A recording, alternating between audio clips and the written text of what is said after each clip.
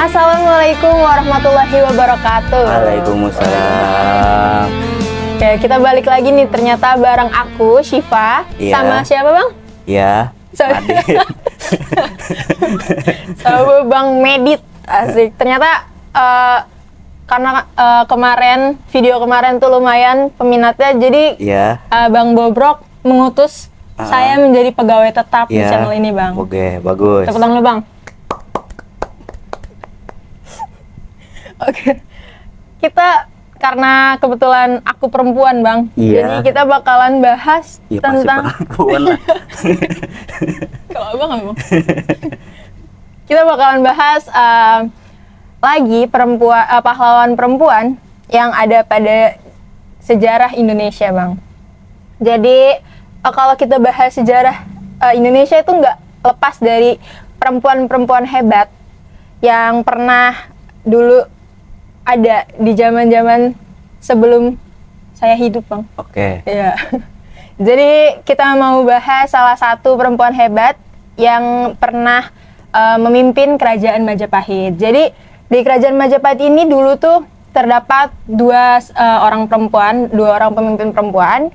Jadi selain Tribuana Tunggadewi, yaitu ada satu lagi yang pernah memimpin, salah satu perempuan yang pernah memimpin kerajaan Majapahit, dan yang akan kita bahas pada hari ini, Bang. Siapa ya?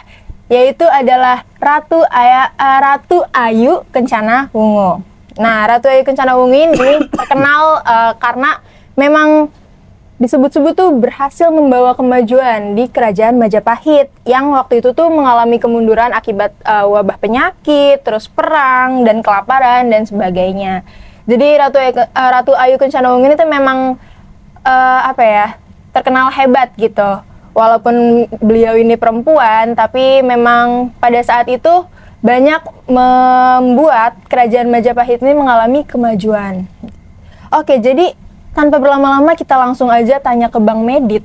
Oke. Lebih jauh mengenai Ratu Ayu Kencana Wungu, atau nama aslinya siapa sih, Bang? Ratu Ayu Kencana Wungu itu, Bang? Iya, Suhita. Suhita ya, Bang. Kayak nggak asing ya, Bang? Kayak kita kemarin tuh di Indonesia sempat ada film juga tuh yang Hati Suhita ya itu. Dari novel. Itu berangkat dari novel itu. Sama nggak sih, Bang? Sama, maksudnya terinspirasi atau gimana? Sebenarnya sih ada persamaan, karena kalau di film kemarin itu Hati Suhita itu kan dia membahas tentang ruang lingkup daripada pondok pesantren. Nah, kalau kita berbicara tentang Ratu Suhita ini, kita berbicara tentang kestabilan negara pada saat itu Majapahit atau Yulokito. Itu begitu. Oke. Assalamualaikum warahmatullahi wabarakatuh. Puji Tuhan, Om Swastiastu, Namo Buddhaya, Salam Rahayu, Salam Cinta Tanah Air lah. Nun sewu payai, nun sewu romo yai, nun sewu mbayai. Ini kita bahas Ratu Suhita. Iya. Sebelum kita bahas, saya boleh ngerokok dulu nggak? Boleh, Bang. Oke, bagus. Nyalain sendiri, Bang. Oke. Rokok aja nih ada hubungannya. Sama apa, Bang? Apa hubungannya? Abang cerita, ya kan? Cerita yang Abang mau ceritain. Lu pernah dengar nggak namanya gelap itu nggak selamanya hitam? Belum pernah dengar tuh, Bang. Itu namanya apa? Gelap, tau nggak lu kalau dalam keadaan gelap itu kan pasti apa sih yang dimaksud dengan gelap itu? Gak kelihatan apa-apa, Bang. Nah, hitam kan, kayak baju lu warnanya hitam, kan gitu kan? Ada hitam-hitamnya, Bang. Iya, oranye. Yang Abang pakai itu. Tapi hitam. Gelap yang paling berbahaya itu, kalau gelap itu mungkin nggak ada, gelap yang paling berbahaya itu ya warna putih sebenarnya. Kok bisa, kan putih terang harus?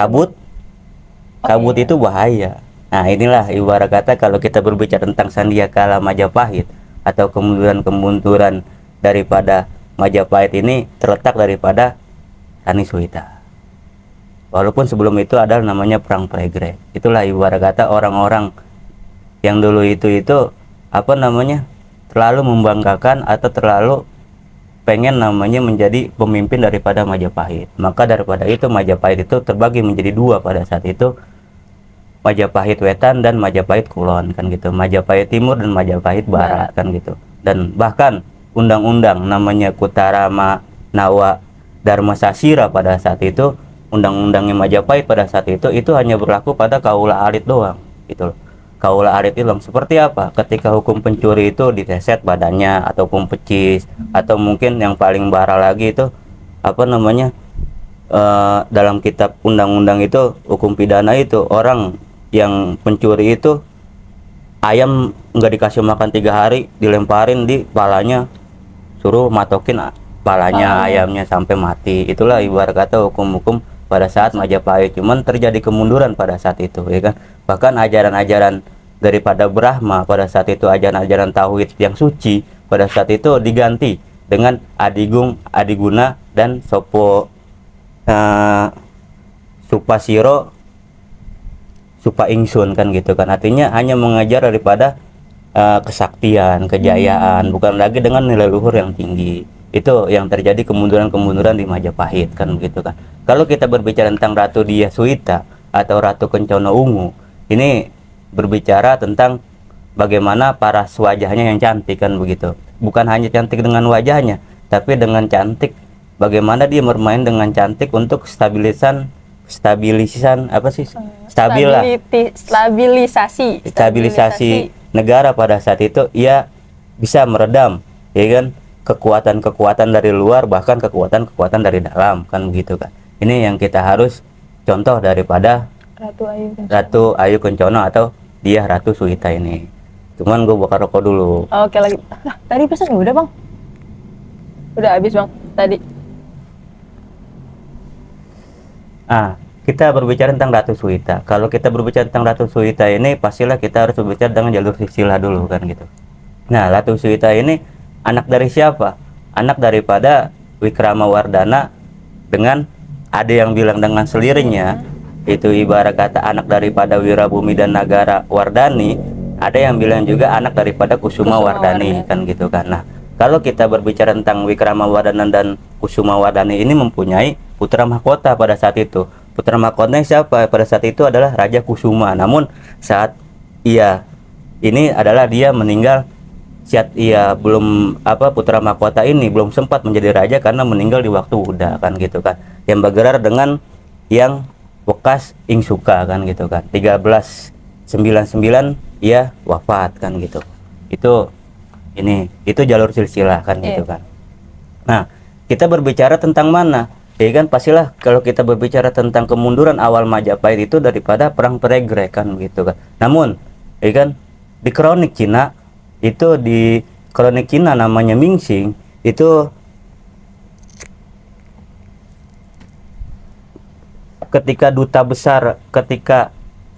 kerajaan Cina pada saat itu duta besar Majapahit itu ada dua.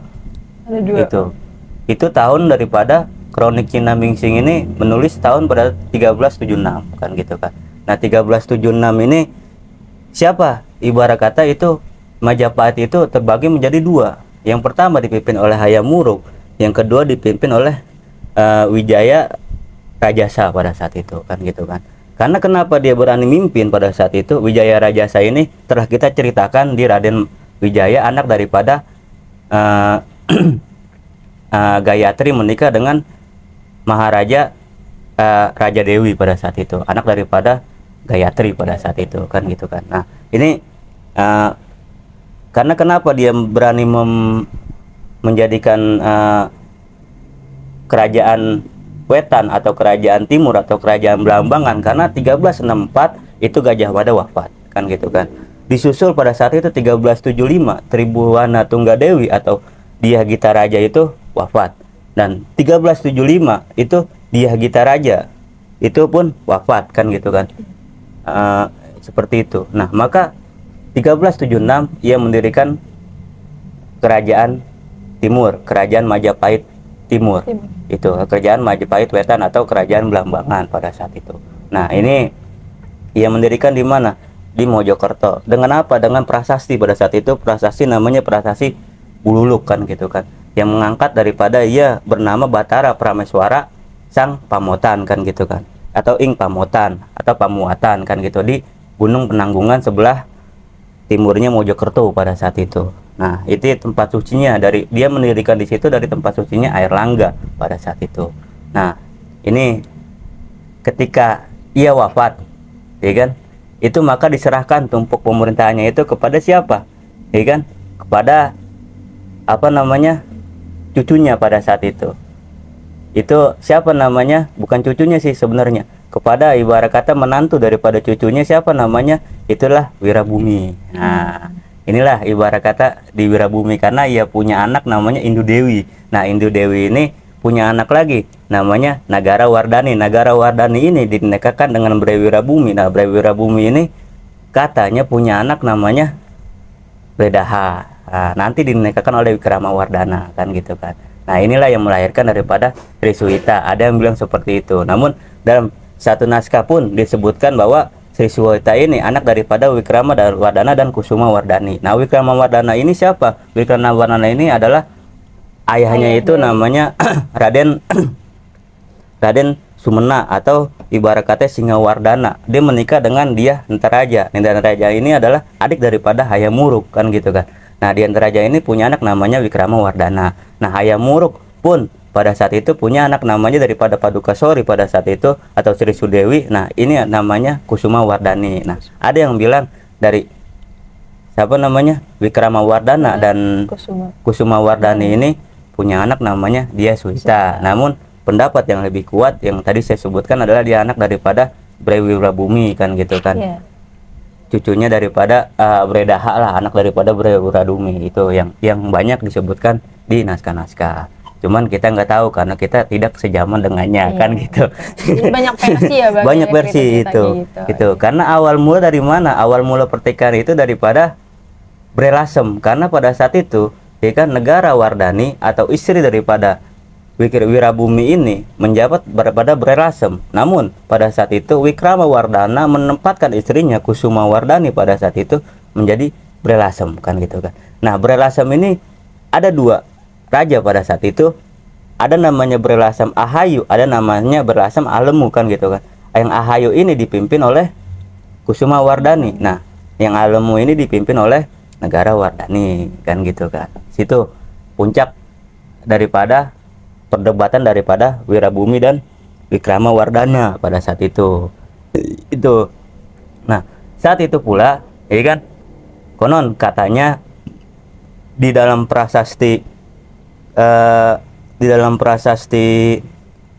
Ketiden pada saat itu Wikrama Wardana menggantikan Hayam Wuruk yang wafat 1389 dan pada saat itu pula 1395 atau 97 itu ia jatuhnya itu meninggalkan tahtanya yang digantikan oleh permaisurinya Kusuma Wardani pada saat itu. Namun tidak berlangsung lama, 1400 ia memimpin lagi Majapahit bagian barat, Majapahit Kulon. Nah, itu ceritanya di situ.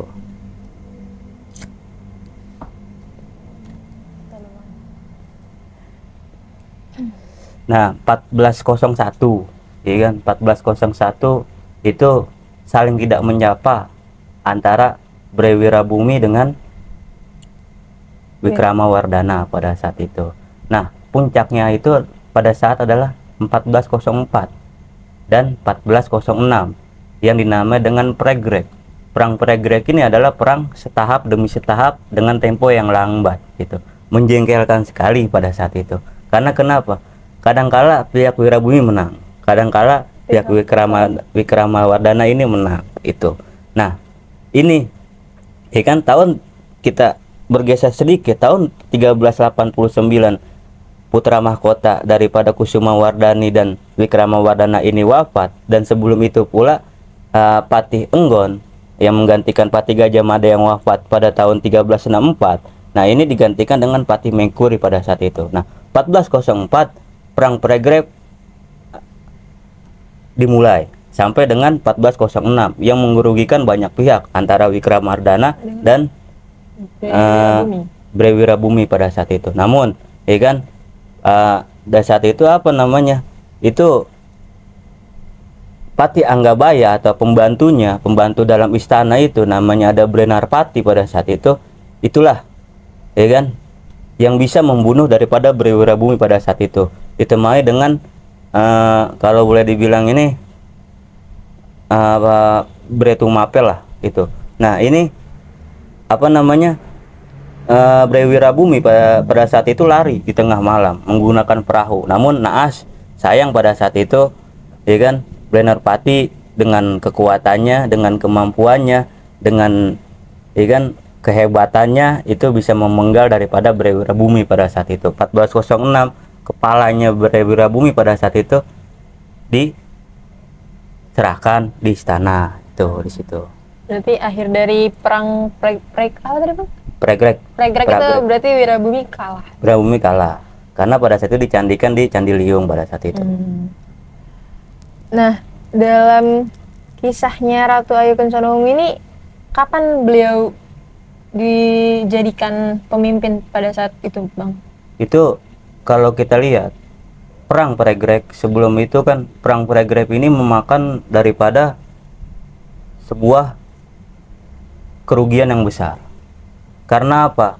Karena banyak yang memisahkan diri daripada Majapahit setelah lepas daripada perang Pregrek pada saat itu. Seperti apa? Kalimantan Barat, Malaka, Aceh dan sebagainya pada saat itu memisahkan diri daripada Majapahit pada saat itu. Nah, ini Wikramawardhana pada saat itu pun dalam catatan Mahuang, ya kan, disebutkan pada saat itu Ying Yai Singlang pada saat itu Ying Yai Singlan itu dalam bukunya Mahuan itu Prabu Wikramawardhana Raja Majapahit pada saat itu hutang 60.000 tahil.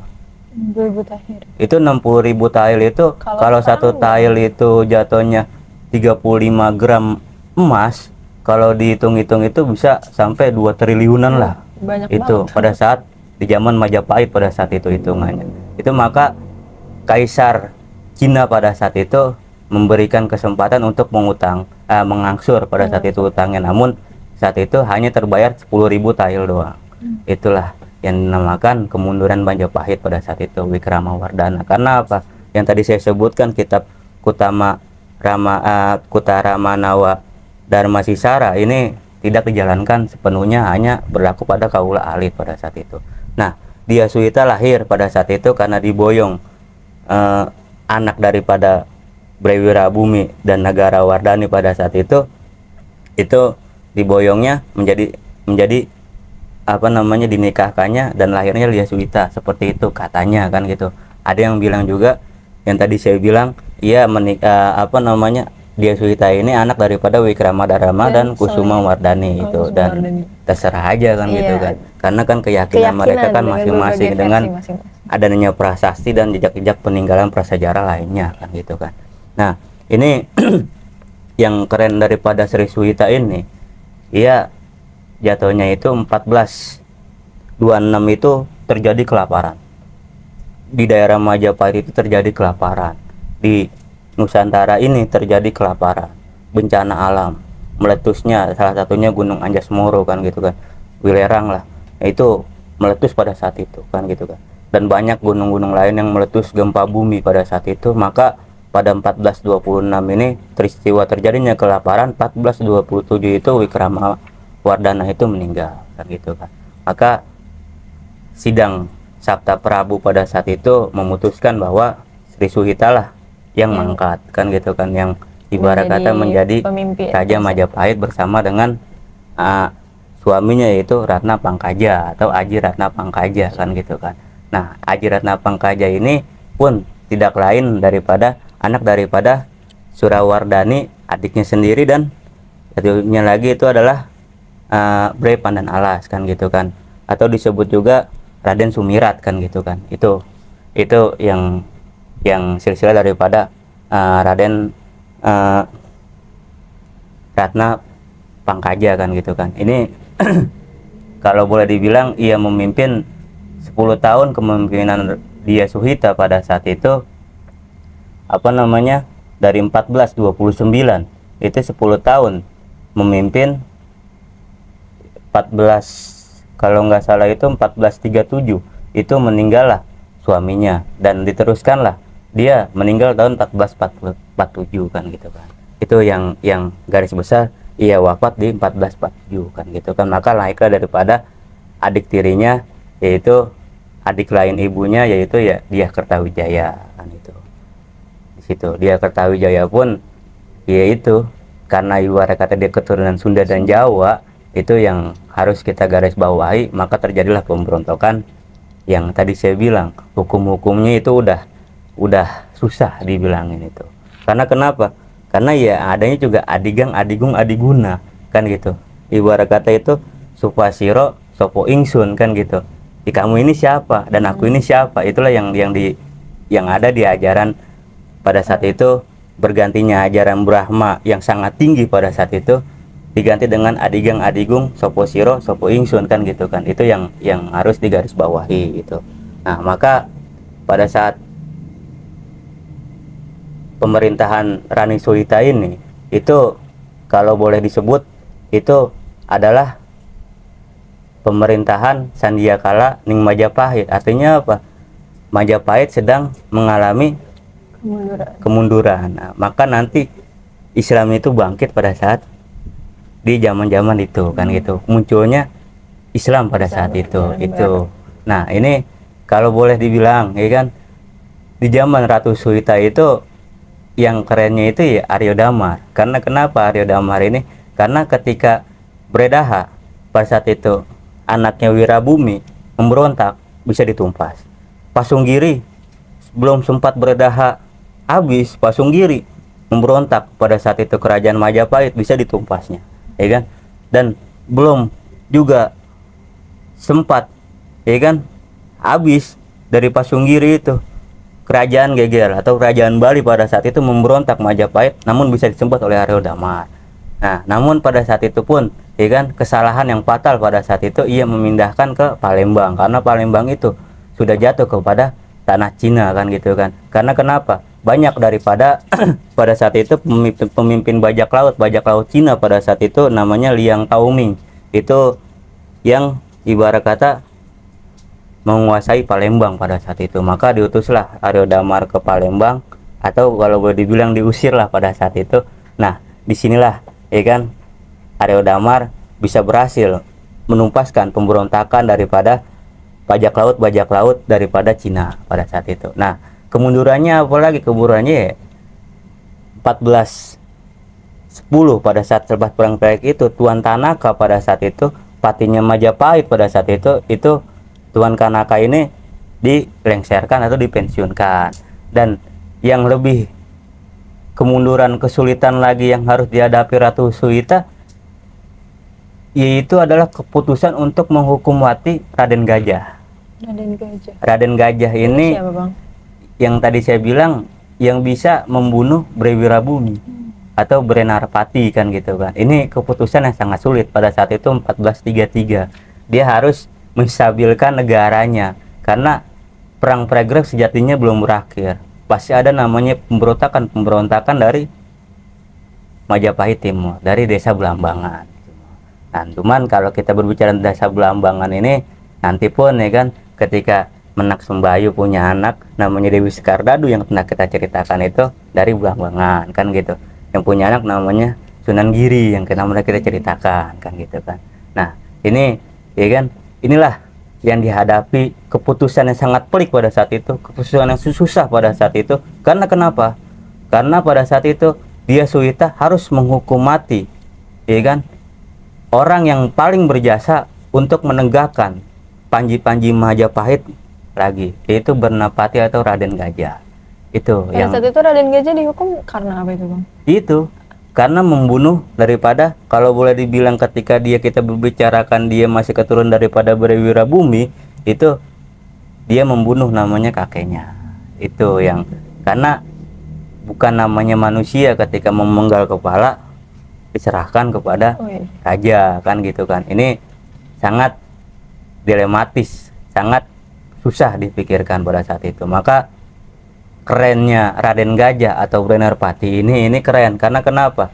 Ia dengan legowonya, gejolak nafsu pada dirinya, ibarat kata ia ingin membangkang, ia bisa. Cuman karena dia berbakti kepada negaranya pada saat itu, ya kan, cinta kepada tanah airnya untuk stabilisasian negara pada saat itu, maka ia rela dihukum mati. Ia melihat, ia berpikir ke depan, ia berpikir jauh ke belakang, ya kan? Ia melihat sejarah bagaimana Raden Gajah, ya kan, Ronggolawe pada saat itu tewas, ya kan, untuk dihukum mati demi negara. Bagaimana juga Arya Wiraraja, ya kan, demi keutuhan negara tidak meminta daripada Lumajang untuk menjadi kerajaan, dan bagaimana lainnya. Itulah ibarat kata, dan bagaimana ia melihat apa namanya, banyak orang-orang yang gugur di medan perang untuk nama Majapahit pada saat itu. Maka mau tidak mau atau suka tidak suka, ia harus mengambil pilihan, bahwa pilihan yang tepat lah, ya sudahlah. Bagaimana pula dia melihat ibarat kata Lembu Sora dengan indahnya, ya kan, rela untuk dihukum mati, kan gitu. Maka Raden Gajah ini menerima dengan senang hati, menerima dengan legowo, meskipun kita nggak tahu. Karena kenapa, ya kan, dalamnya lautan kita bisa ukur, kan gitu, ya kan, dalamnya laut itu kita bisa ukur dengan suara, kan gitu. Cuman kalau dalamnya hati orang kita nggak bakal bisa ukur. Itu pelajaran yang sangat indah bagi Baronopati untuk menstabilisasikan negara. Maka ia rela untuk dihukum mati. Itu yang jadi keren gitu. Maka nanti Pangeran Pekik dari Surabaya itu ya membuat folklor atau legenda namanya Damar Wulan, kan itu kan. Ada juga Damar Wulan dengan Menak Jinggo, kan gitu kan, Ratu Kencana Ungu. Itulah yang beredar cerita folklor di masyarakat pada saat itu. Tuh. Yang cerita folklornya kan seperti itu. Seorang wanita tidak mau dinikahi ketika, ya kan, sang mempelai prianya itu aur-auran, sang mempelai prianya itu cacat. Itu kan gak mau. Ya kan? Ini menarik nih Bang. Aku juga pernah dengar, pernah baca ceritanya juga yang tentang, jadi Ratu Ayu Kencana Ungu ini sama suaminya itu nikahnya berasal dari sayembara ya Bang ya? Itu cerita folklor, cerita rakyat kan gitu kan, yang Menak Jinggo dengan Damar Wulan. Ya sejatinya kan seperti itu. Ya lo dah ibarat katanya mau nikah nggak mau orang cacat, kan kagak mau. Itu kan gitu. Nikah sama orang cacat kan berarti awalnya tuh dari sayembara pertama. Iya, sayembara yang bisa mengalahkan Menak Jinggo, kan gitu kan. Nah, Menak Jinggo ini sebutnya Brewira Bumi, kan disamakan seperti itu. Kan gitu kan, atau Jaka Umbaran lah, kan gitu kan. Nanti ya kan Damar Wulan menang nih lawan Menak Jinggo, ya kan. Damar Wulan tapi Menak Jinggo menang. Pertama kan lawan Kebo Muncret, kan gitu, Kebo Muncret. Nah, Menak Jinggo menang. Menak Jinggo ini orangnya ketika menang itu cacat mukanya. Karena ngelawan si Kebo. Iya. Muncret itu. Iya, itu. Terus akhirnya Muncret itu. Nah, akhirnya ya dibikin sayembara lagi, siapa yang bisa mengalahkan Menak Jinggo maka akan menjadi suami saya, kan. Cuma itu kan folklor, cerita rakyat ya, cuman ya logis, karena kenapa iya perempuan mana yang mau dengan orang-orang cacat. Bahkan apalagi pada saat itu Ratu Ayu Kencana Ungu juga kan ibaratnya tahtanya tuh tinggi Bang, ya enggak sih Bang, maksudnya kayak sebagai pemimpin enggak gitu. Sekarang perempuan mana yang mau menikah sama orang cacat, apalagi nikah nggak punya duit, kan gitu. Ini jadi bahas nggak punya duit. itu kan hal yang paling mendasar yang dilihat oleh penampilan daripada perempuan, kan gitu. Itu kan udah pasti, kan gitu. Itu jadi kebiasaan yang lumrah. Cuman kan kita berbicara tentang Ratu Suhita ini kan, ya kan, yang tadi saya bilang, ya kan, gelap yang paling bahaya itu ya kabut sebenarnya, karena banyak putihnya. Ya orang-orang putih kan orang-orang yang pengetahuannya bagus, orang-orang yang ibarat kata silsilah nasabnya, ibarat kata garis keturunannya itu garis-garis seorang raja. Maka dari situlah saya berambil kesimpulan bahwa ya zaman Sandiaka Majapahit ini bukan kekurangan orang-orang keren, bukan kekurangan orang-orang tangguh, bukan kekurangan para ya kan kesatria yang hebat, ya kan. Karena apa? Sampai sekarang pun, ya kan, orang bilang tuh kalau nulis status, ya kan, story WA atau gimana, kan, saya dibesarkan oleh doa ibu, ya kan. Terus ibarat kata di bawahnya ada lagi, ya kan, tapi saya juga dibesarkan dengan ambisi dan dendam. Kan ini kan bahaya, ya kan? Iya. Diam-diam matanya nyimpen dendam. Iya, itu kan yang harus, emang dari Majapahit ya seperti itu, ya kan. Orang-orang putih, ya kan, sebenarnya namanya bukan doa ibu, namanya cuman ambisi sama dendam lu doang. Itu untuk mengalihkan kekuasaan. Itu yang jadi permasalahan mendasar. Jadi karena ya jalan pecinta itu nggak seperti itu, bukan ambisi dan dendam, tapi bagaimana yang pernah kita ceritakan ya, sendiko dau ya, ilmu nului ya kan, bagaimana paku ya kan, karena kita ceritakan bagaimana paku ya kan, membolongi kayu kan gitu kan. Apakah kamu mau diajarkan kesempurnaan ya kan, kalau kata kayu kan seperti itu, maka dibolongilah oleh paku dengan relanya, bukan dengan jahatnya kan gitu kan.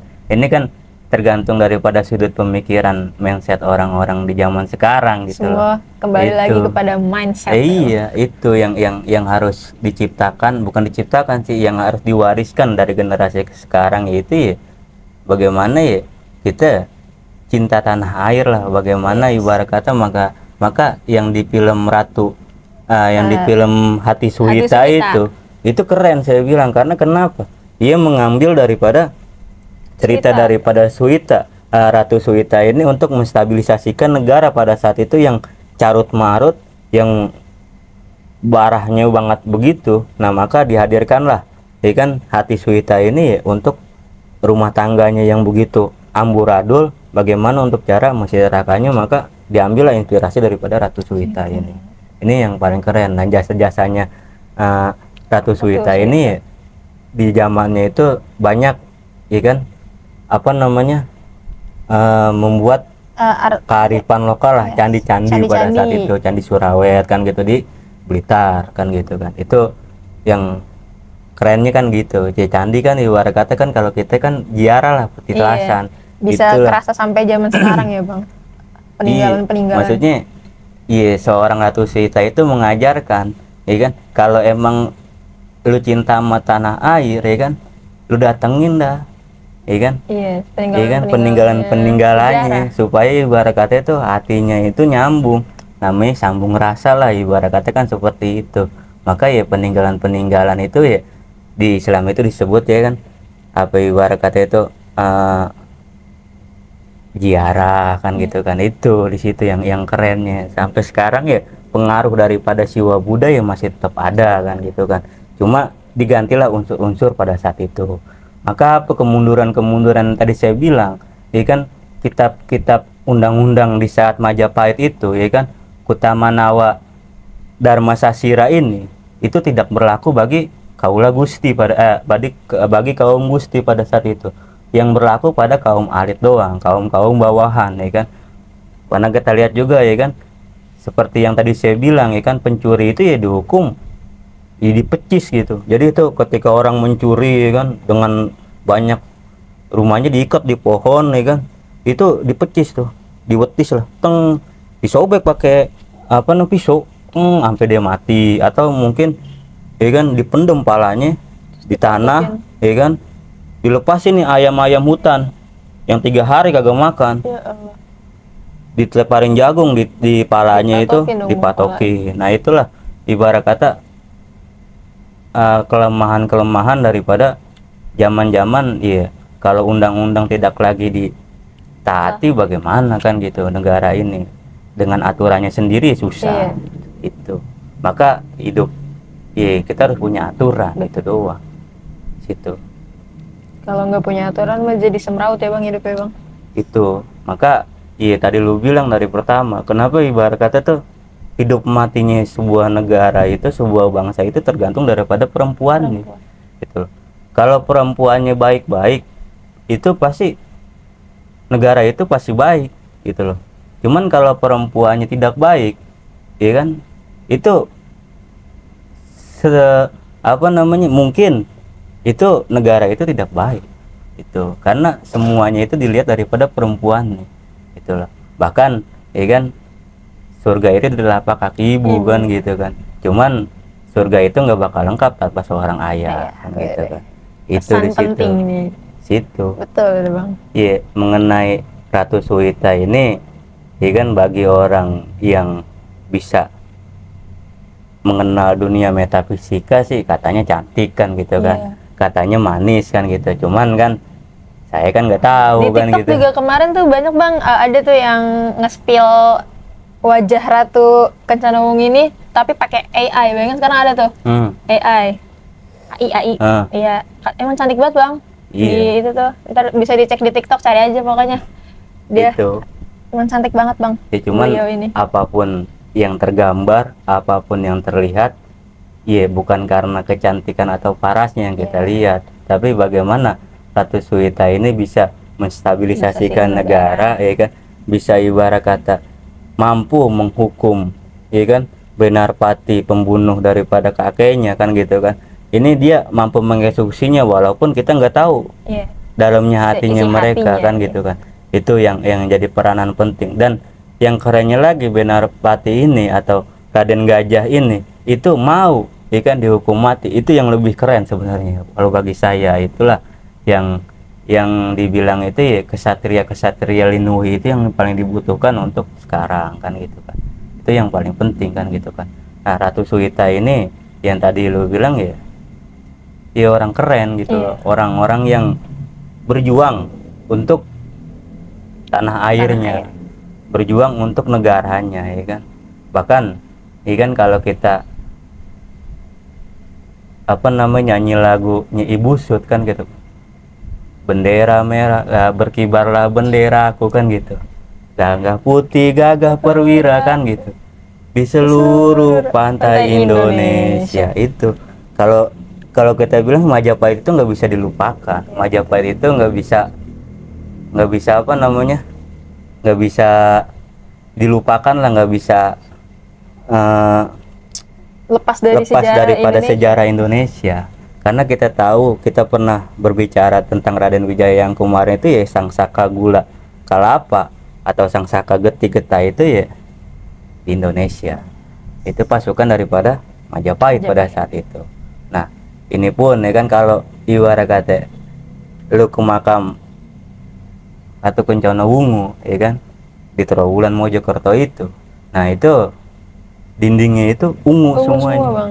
Sesuai namanya, ya, Bang. Soalnya tadi gua mau bawa baju ungu, cuman lupa. Ini ya juga kan? sebenarnya ungu, Bang, cuma ini tadi di warnanya jalan di pilok jadi hitam. Ungu, ya kan? Karena kenapa? Ungu itu katanya itu ada perpaduan daripada merah dan putih. Akhirnya ungu jingga.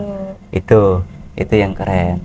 Situlah. Maka kalau boleh dibilang ya, merah putih itu bendera kita itu bukan hanya di Majapahit tapi berabad-abad lalu. Bahkan ada banyak prasasti dan candi-candi itu, ya kan, ada bergambar bendera merah putih. Itulah yang harus kita banggakan, ya kan. Maka siapapun dia yang tinggal di Indonesia, ya kan, dengan Nusantara ini ya harus layaknya juga mencintai tanah air seperti Ratu Suwita kan gitu kan. Itu yang paling identik, yang paling penting seperti itu. Jangan ya, setaraan gender itu kan diangkat sudah lama, cuman kan ya memupuk kembali dan diangkat lagi oleh Raden Ajeng Kartini kan gitu kan di situ. Iya. Jadi kisah Ratu Ayo Kencana Wungu ini atau Ratu Suhita ya, Bang, itu tuh menjadi bukti besar bahwa perempuan itu juga memiliki peran penting dalam memimpin. Iya, betul, memimpin dalam sejarah Indonesia ya, terutama di zaman-zaman kerajaan kayak tadi kan Ratu Suhita di zaman kerajaan Majapahit gitu kan. Jadi nggak cuma mampu memimpin aja, tapi juga bisa memperjuangkan hak-haknya, terus abis itu juga berhasil mempertahankan dan membuat kemajuan gitu di kerajaan masing-masing. Dan itu tuh juga berperan besar dalam sejarah tanah air gitu ya, Bang, ya, yang kayak tadi Bang Medit udah sebutkan sebelumnya gitu. Jadi emang peran perempuan itu sangat penting teman-teman di negara kita ini. Jadi emang harus perempuan-perempuan kayak kita tuh harus memperbaiki diri dan menaikkan value kita, nilai kita gitu, biar kita bisa kembali ke masa-masa seorang perempuan tuh keren gitu lah ibaratnya. Kita tuh keren, gak cuma seorang perempuan tuh gak cuma hanya misalkan di dapur atau beres-beres gitu, tapi kita juga bisa keren dengan value kita sendiri gitu. Makanya penting banget buat teman-teman nih kayak aku perempuan buat baca-baca nih sejarah-sejarah, karena sejujurnya aku jadi suka banget sejarah nih semenjak ngobrol sama Bang Medit. Asik. Tapi nggak sawan kan? Dikit sih Bang, pas yang pertama tuh. Nggak bisa ada teman-teman. Jadi buat teman-teman harus suka sejarah juga, karena emang banyak banget yang bisa kita ambil dari sejarah-sejarah terdahulu yang bisa kita terapin di kehidupan sekarang ini. Jadi ya intinya mah saya jadi pegawai tetap ya Bang di sini ya Bang. Oke. Oke, deal Bang. Oke. Oke. Ya teman-teman, mungkin segitu aja kali ya Bang ya untuk episode kali ini tentang Ratu Ayu Kencana Ungu. Mungkin nanti kita ketemu lagi di video selanjutnya. Nggak tahu kapan. Mungkin nanti ketemu sama Bang Bobrok atau ketemu sama aku. Pokoknya apa ya sih Bang? Bobrok terus damai selalu. Iya, lupa. Pokoknya gimana sih? Bobrok terus damai selalu. Pokoknya bobrok terus damai selalu. Dadah teman-teman. Assalamualaikum.